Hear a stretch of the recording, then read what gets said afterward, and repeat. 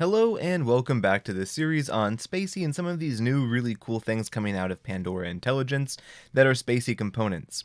Now, in this video, we're going to be talking about this new one that just came out a couple weeks ago called Crosslingual Coreference. And it's coming out from Pandora Intelligence just like the few-shot classification and the few-shot NER. So, first of all, what is this? Well, it's a coreference resolution component that you can easily bring into spacey, and what it does is it wraps around Allen NLP, which is another NLP project combined with a really large, robust AI company. And so what it allows for you to do is to essentially find things within a text, such as individuals, and link them up with their co-references or their pronouns or the other ways that they might be referenced within a text. And the nice thing about cross-lingual co-reference is that this can take a long time with a lot of data to actually train yourself, and Allen NLP has some really good off-the-shelf models that actually work pretty well in a lot of different domains. And so what's nice about this is the cross-lingual coreference is a wrapper that allows for you to bring those models very easily into a spacey pipeline.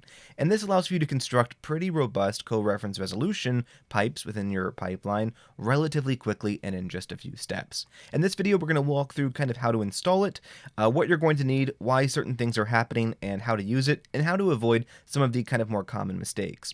As with our last video when I talked about few-shot text classification, I'm going to be copying and pasting over the code from here and working with it directly in a notebook so that we can kind of analyze and see what's happening, and then as we move on, we're going to use kind of the data that they give us, which is this sample text, and then we're going to apply it to real-world data that I'm using right now at the Smithsonian with American Women's History Initiative, and see how it works there. So let's pop on over to our notebook. And if you want to find the proper notebook, look up YouTube-Coref. This notebook is going to be for live coding. So the first thing that you need to do is actually install Coreference. And so what you do is you just simply run pip install crosslingual dash, very important here, dash coreference. And this will install the whole entire component for you in your own environment. And so what you can do once you've installed it is you can import it by simply using from crosslingual_coreference and import it.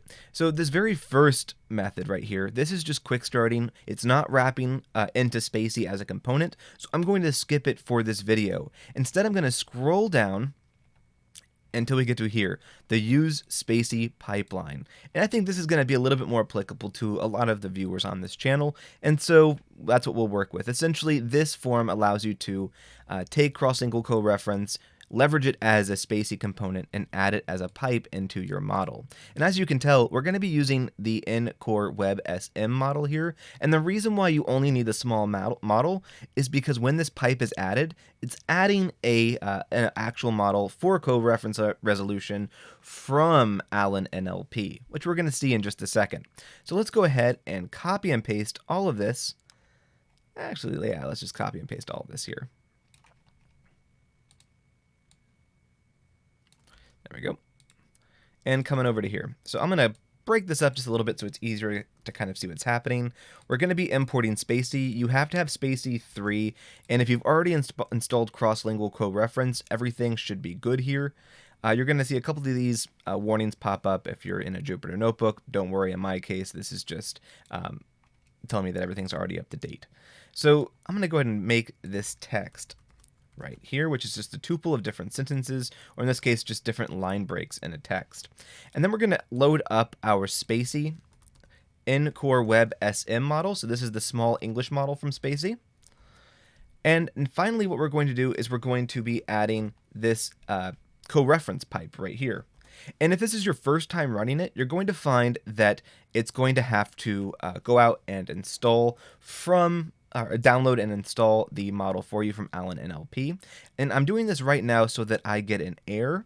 And this is going to be one that you might experience because you might not have a GPU that you can leverage on your computer. So if you do all this and you get this error that looks like this right here, it's going to actually just come down to one simple problem. It means that you don't have a GPU that can be leveraged by this by this model. And that's very easily explainable and very easy to fix. I made this environment where I didn't have it linked up to my GPU just so that this error would trigger. So how do you avoid this very common error? If you scroll down, you see it's an assertion error. It's because I've manually set the device to 0, which is going to be looking for a GPU. If we get rid of that or we change it to -1, it's going to load up on the CPU. But you'll notice that I'm going to have possibly another problem because I've tried to add the same pipe to the spacey model 2 times in a row. We'll just let this run and see if that occurs. It might not, it didn't. Okay, great. So what we have now is a spacey model that'll have all the components of the N-Core Web SM model, and then at the very end it's going to have this Coreference Resolution Model. We'll explain all these chunk sizes and this chunk overlap in just a little bit. For right now, let's just kind of take a look to see what's happening. So just like all other spacey models, we're going to create the doc object by passing the text, which in this case is this tuple up here, through the NLP model. Let me zoom in just a little bit more, and we'll execute that. And it's already done, very small text. And if we print off these clusters, this can look a little confusing. All this is a collection of data referenced at the token level within the spacey doc object, which means that we can go through and kind of reconstruct what this coref clusters attribute actually is. So let's go ahead and break this down just a little bit. So we're going to say for item in doc coref clusters, and what these period is it's a special way in spacey. If you haven't done this before, it allows for you to add special attributes to a token or a span in spacey, and it allows for you to actually kind of do some more robust things for more complex pipelines. So let's go ahead and just print off item just so we can kind of see what these clusters look like. So we'll see that each cluster is a collection of tuples, essentially, or lists. And what it is that each one has a start token and an end token. What does this mean? Well, it means that we can iterate over each span, print span, and we can actually see and grab each individual piece of data. So what we can do with this then is we can say start end is equal to span, which allows for us to then assign the variable 4 in this case to start and 5 to end here, and we can say print doc, and this is going to be really important here. You might not know this if you haven't worked with spacey too much. You're going to need to do end plus 1. In fact, let's not do that just so you can kind of see what's happening. You're going to get a lot of these blanks and you're going to get incomplete things. And the reason for this is because you're indexing it at the start to end, and that means that you haven't grabbed the whole token. You need to do plus 1 so that you go up 1 extra index so that you grab everything from the start until the completion of the end token. And when we do that, we can see that we've actually been able to isolate and grab these individual clusters. Now at this point, this doesn't really make sense because we haven't given ourselves a way to easily separate these clusters out. So we can say print cluster I and make this an f string. And then what we can do is we can set up an I variable outside of this loop.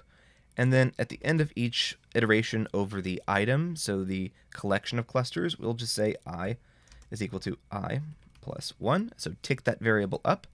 And now we can kind of see that. Let's add like a little break in between. And we'll start at 1 so that, it just looks a little cleaner. And we're able to see that we've got 4 different clusters here. This is a little bit more legible now. And we're able to see that cluster 1 is associated with Momofuku Andu. I hope I'm pronouncing that right. And we see that the pronouns of he and him, notice that they are not limitized here. They are they're not lowercase here, they're as they are in the document. We're able to see that both of these are referencing this individual right here. And notice also in cluster 2, this isn't just working with, as we would think, like typical NER things. It's working with all spans. So instant noodles and these noodles are both the same entity. And Osaka is that location, and many students they. So this is a really kind of powerful model that you can bring now very easily in one line of code into your spacey pipeline. But the big question I had when I first saw this was, this is great. it works wonderfully on the sample data. How does it perform on real-world, kind of messier data? And so for this, I thought we would take a little bit of a shift, and we would apply it to something that I've actually worked with this on and found that it had pretty good results. I'm also going to talk, most importantly, about some of its limitations. So here's a real OCR output from one of my models on spacey or Smithsonian documents that are in-house. They are publicly available, so I have no problems actually sharing this in this repo. And what this actually is a real-world text that's coming from a Smithsonian directory, Smithsonian report from, I believe, about 1917 or 1918. They would issue these annual reports about everything that happened and all the goings-ons. We're going to be cleaning this up just a little bit, kind of manually, because I thought it'd be important to include that in this video as well. Because this is real-world data. These are two different sections. There is this one from the annual report, and this one is from an internal magazine called Torch, and what it is something from 1956. And I've selected these for a very important reason. In my project at the Smithsonian, I'm looking at finding and extracting women who were influential in the Smithsonian's entire history, and they often get these subtle mentions throughout a whole bunch of different texts, so kind of trying to piece together this really large puzzle. And one of the problems with finding and isolating women in these texts is that they oftentimes are only referenced by salutations, oftentimes negating their last name, or with simple just pronouns, and you kind of miss them. And so one of the things I'm using this pipeline for is to find and isolate where women occur in the Smithsonian texts, and coreference resolution using some kind of coreference resolution approach to ensure that an individual's name is linked up with a feminine gender to then find and extract them. And so coreference resolution is one of the few ways to ethically and reliably do this when we have a pronoun assigned with an individual who doesn't necessarily have a salutation like Miss or Mrs. So that's really kind of the long story on what's happening here. I'm going to be copying and pasting this over real quick into our live coding, and I am going to simply add this in. There we go. Close the tuple, and we have a new text. And I'm going to just, bad practice here, but we're going to go ahead and just kind of copy and paste all of this down. And I really don't feel like rewriting all of this code, so let's go ahead and grab this as well. So we've got this new text. We're going to run this new text now over this pipeline, or through this pipeline. It's already done. As you can tell, it's a fairly complete paragraph. And actually, I want to clean up this text just a little bit. I'm going to say text is equal to text.replace. We're going to replace any instance of a dash and a space, as we see right here, with nothing, and then replace every instance of a line break with a space. And this should get us a little bit of a cleaner text. Oops. There we go. Fantastic.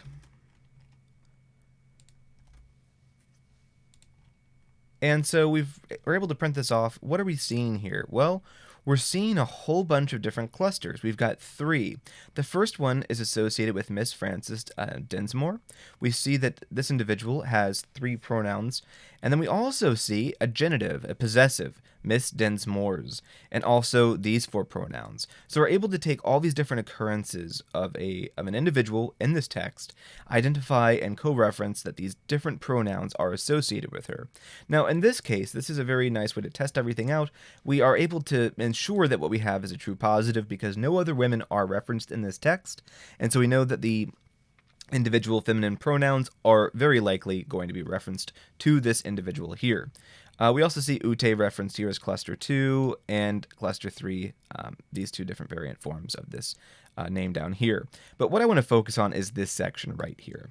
So what do we have? Well, we have, if we didn't have Miss here, we would be able to identify and use this coreference resolution output to assign, essentially in theory, the gender to this individual. At least the gender, not necessarily as they identify it, but as they are identified as being belonging to them within the text.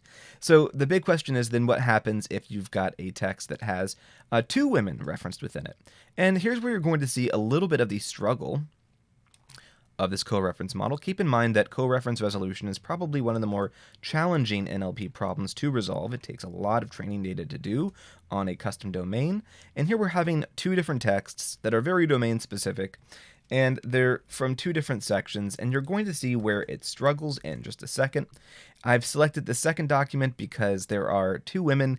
The second document has Mrs. Greenwood right here, which is a completely different person, and yet for cluster 1, we're seeing Miss Dinsmore and all these different she's being one, even though these are all one individual, also being linked to this other woman down here, Mrs. Greenwood. So this is highly problematic, and one of the reasons to explain this is maybe the abrupt transition here. It's just copied and paste a brand new text. It could be throwing the model off a little bit. I found when I just and as we read elsewhere, if we add in some synthetic data right here, again, this is not good practice, don't do this, but this is just for demonstration purposes, you'll find that sometimes you're able to actually get and isolate new pieces of data, new clusters. We're still getting Mrs. Greenwood here, but we're able to grab this other bit of data down here, this cluster 4, the Obner, Goodale, Homestead, and this is a very long thing here, and we're able to isolate that this cluster also is referenced based on the words the homestead, the house, the house. So is this a perfect model? Absolutely not. And no one from Allen NLP or from Panda and Pandora Intelligence is actually claiming that it is.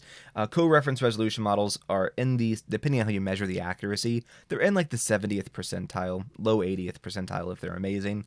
Again, this is one of the harder NLP tasks to do. The longer the text, the more complex the problem. But hopefully in this video, you at least have gotten exposed to a really powerful and new pipe that you can add into your spacey pipeline without having to write out a whole bunch of code to use an off-the-shelf coreference resolution model. That's going to be it for this video. Thank you for listening. As always, thank you so much to all of my subscribers and Patreon supporters. If you get a lot out of this channel, please do consider supporting it via one of these two platforms. I do all this content for free, and I'm keeping it for free for everyone so that everyone has access to the same material, hopefully in perpetuity. Thank you again for listening.